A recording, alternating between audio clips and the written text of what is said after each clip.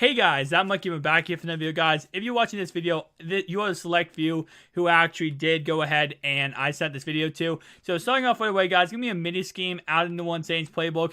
And this is if you just, maybe having issues on offense or you just want to change up your offense. This is a little mini scheme for the New Orleans Saints. Play we're going to be looking at is going to be gun, double, Y, flex, off weak. And this play is going to be really good. First off, we're going to start with 2 run plays and 1 pass play, and then we'll go into a different formation. But the 2 run plays we're going to have are going to be power L, and it's going to be inside zone. Starting off with power L, we're actually going to come out on defense in cover 3 sky, something everyone loves to run, it seems like.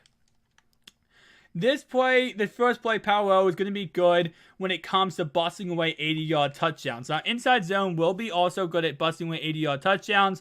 But this is going to be you need an 80-yard touchdown in one play. Go ahead and run, power L, and you're going to have a good time doing it. Inside zone is more of a consistent type of run where you're going to gain yards after yards after yards. You don't have to as much rely on, like this. Again, this play, you're not looking to get like 5 yards of carry on this play. You're looking to get 80 yards. So with inside zone, which is actually one of the audibles right here, this is going to be more for an inside zone, more of getting, a lot of good yards. Now, the one thing about inside zone is I personally, when I did MUT Master, all I did was run inside zone online, and I just destroyed people getting 80-yard touchdowns over and over and over and over again. And it was just insane because of how glitchy and amazing it truly is. Now, again, power O, going to be more about that, busting away an 80-yard touchdown every now and then. And then, of course, inside zone is going to be more about consistent yardage. Now, power O, the good thing about power O is if you keep running power O, eventually what's going to happen is you're going to get all the correct blocks and you're going to be able to bust away an 80-yard run. While if you just run inside zone every play, you're going to consistently just continue to milk the clock and get down the field on your opponent. So as you can see, inside zone, though, is still very glitchy. That's personally what I ran online. I personally did not run power O, but power O is a good play to run if you want to go ahead and bust away these 80-yard touchdowns every now and then. But I would recommend going inside zone more. And what I recommend doing is maybe just coming out in power O. And if you see your opponent in a certain defense, then go ahead and switch to inside zone. And go ahead and do that. And as you can see, either way, we're ripping up this Bengals defense with either play we run. Either play in this situation are just going to destroy that Bengals defense. So nonetheless, that's going to be 2 run plays. Again, I'll show you the formation one more time. Again, this is a New Orleans Saints offensive playbook. And as you see right here, it's going to be double Y flex off weak. Next play we're going to talk about is going to be Saints mess wheel. And we're going to also come out again in cover 3 sky because everyone likes doing that. This is what the play art looks like when you first start off. Now, first thing you got to look at is what is the cornerback covering Ted Ginn doing? And as you can see, he is way off of Ted Ginn. Really, really far, to say the least. Now, if your opponent is not pressing Ted Ginn, he's not pressing that right-hand side, watch that second middle linebacker right over top of Kobe Fleener. You see that guy right over top of Kobe Fleener? Watch what he does. If he drops to the right, don't do this. If he doesn't, do this. 1, 2, 3, bam. First down. That's money first down right there. That's going to be how you convert 4th and 2s, those short yard situations, or even at the same time long yard situations. What you're going to do is go ahead and put Ted Ginn on an out route. So go ahead and audible, press B, and then you see out right there, right on the analog stick. And then you're going to go ahead and do that. And then you do the same concept, B, and then hit RB, which is going to go ahead and smart route him to that right-hand side, and as you can see, he gets more yardage. Depending on what the linebacker does, and then cover 3 sky, he's just going to sit there. Unless the guy's using him, you're going to be able to pick up a lot of good yards very, very often.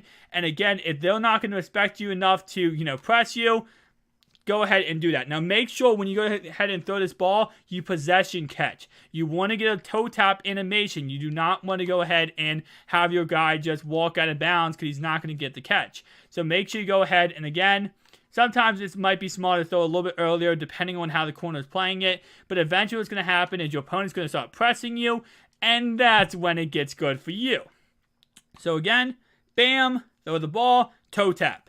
Next, now that let's say they start pressing you, they're not going to press me in the situation, but let's say they did start pressing me, what you go ahead and do is now you're going to put Ted Ginn on a slant route. You want the guy who on the right-hand side here to be your fastest or your most physical receiver, meaning that he can go downfield and be a deep threat. Because if they all going to start pressing you, you could also put Ted Ginn on a on a streak, and then throw to him deep, if it's one-on-one matchup between him and the safety. Obviously, if they're pressing you, it's going to be, if you're a really fast guy, you're going to blow past him. So, depending on what they're doing, to start pressing you, because you keep hitting that out route, you can hit him deep or you can hit him on the slant right here. This is going to be the play I really like to run, and it does take some time to develop because of the fact you do have to wait for him to get open. But if they're running zone, this play is going to be really pretty much free money to the most part. Right here, bam, hit him across the middle. Now, what I like to do is, because people like to switch up defenses, they don't always like to call cover 3 sky. What I like to do is I like to see what Ted Ginn does, and a lot of times the user will actually cover Ted Ginn thinking it's a free lurk interception. It's not, though. Second thing, though, your first read is going to be to look at Ted Ginn. What is Ted Ginn doing? Is he, going across the middle? What's the user doing? Is the user going toward him? Is the user not? Should I throw to him? Should I not? Second read, Kobe Fleener. Take your free yardage. If you can take your free yardage underneath, take your free yardage underneath. Do not feel like you're like, oh, well, I can't take the yards because it's only 5 yards. 2 5-yard catches equals 10. And as you see right here, apparently now it ends up being a 60-yard play, because underneath routes, especially if you have a fast tight end, very, very glitchy. Third route I would go ahead and go with is Thomas. Michael Thomas across the middle of the field, especially with how the users work and how people, do users, or how to use the players in this game. A lot of times, because they're going to be covering Ted Ginn on that right-hand side, you can a lot of times roll to the right here and actually find Michael Thomas pretty much open right there. Obviously, he did not get open on that play, but a lot of times he will get open. The next read, I would go with is going to be Mark Ingram out of the backfield. A lot of times I like to just hit him out of the backfield like that. Quick passes, keep your opponent honest. Don't make him think that you're just not going to be able to get down the field. So hit him like that, a little quick shot, and bam, you can get 5, 6, 7, maybe 8 yards. And just keep consistently, changing it up. Never become predictable. And that's the one thing in Madden that's really, really hard not to do. But at the same time, you have to make sure you do it. Never become predictable in the game, or else you're going to get destroyed. And depending on what halfback you have, you might be able to break away touchdowns off that run. Next 2 plays on this play, what we have is you're going to have to sit in the pocket and wait. And first off is going to be hitting X deep. As you can see, it does leave one-on-one matchups between X and the safety, which are very, very nice. Now, again, you're going to have some time in the pocket, which does really suck because of the fact it's not easy to have that much time in the pocket. But if you have a good physical receiver or a really good fast receiver, that's going to be really helpful. Snead is not the fastest, so obviously he's not going to have all the time in the pocket that you need him to have. But he is going to be able to help you get down the field if you need that 80-yard pass on that one play. On that route, though, we look at it one more time. Again, let's just go over it. Number 1, Ted Ginn, first read. Second read, Fleener. Third read, Mark Ingram.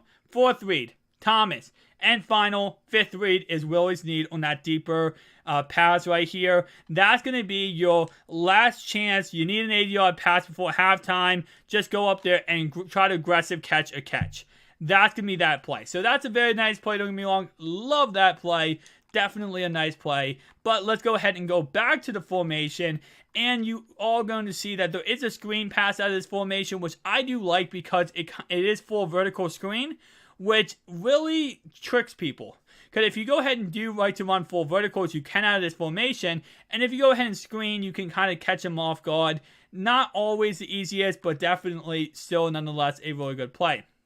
And this whole entire formation has a lot of good plays, in all honesty. Saints wide under, love that play. Just could get you the underneath route that could bust away a touchdown at any time. Same thing with PA dagger, and I know a lot of people love these plays, but, you know, sail, curl flats, very, very nice plays there. Now, if you guys do know me, which if you've seen this video, you probably do know me. You know I love my halfback wheel. Well, I found a different halfback wheel, which I like a lot. Out of single back tight slots, you go ahead and go down and you see halfback wheel. Now, there's two ways you run this halfback wheel. First off, let's actually come out against cover 3 sky. And let's go ahead and first, there's one way you can run it is just like this. Flat up, same as you can see right here, same play. First off, what you're going to do is look for Willie Snead. So sit in that pocket, wait, hit Snead. Bam. Okay, you dropped it. But the point is, on that play, Snead usually gets open against mostly every type of zone. Now, they are playing that really well, that guy on the left-hand side, but a lot of times he will get wide open. Depending if they're shading underneath, over top, depending on what they're shading, Willie Snead will get open a lot. On this play, the next read I'll go with is out of the backfield. If you keep getting blitz, if you keep getting someone, you know, sending the same heater over and over and over and over again, hit the halfback out of the backfield. Always works. If, you know, you got to get the ball out quickly, halfback, easy. Someone kept running mid-blitz against me every freaking play. Very, very annoying. And I just kept hitting the halfback out of the backfield. I would break a couple tackle, maybe do a little side step, and be able to get like 10, 15 yards every single time. So, someone's blitzing you, hit him out of the backfield. Third read on this play is going to be Kobe Fleener across the middle of the field.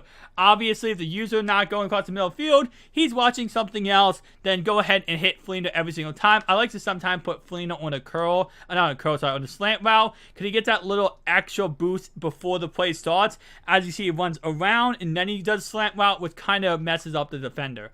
So you see right here, he does that little out, and then he comes back in, hit him across the middle. That's going to be... Let me actually see the play. Yeah, other than that, though, Thomas, of course, just like the last play, you can always hit Thomas deep. It's just the typical halfback wheel play. We got Thomas across that, you know, deep slant route. Obviously, hit him if he gets open.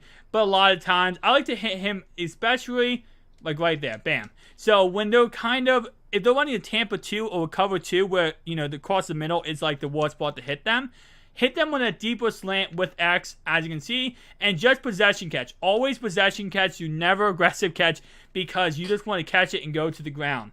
Now, the whole play changes when you flip it. Look at that. Doesn't that change?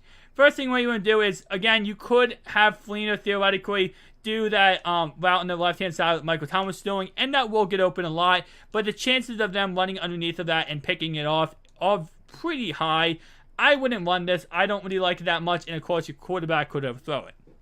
What I like to do is, again, flip the play, and I like to put Fleener on a slant route right here, and you're going to see why. Bam.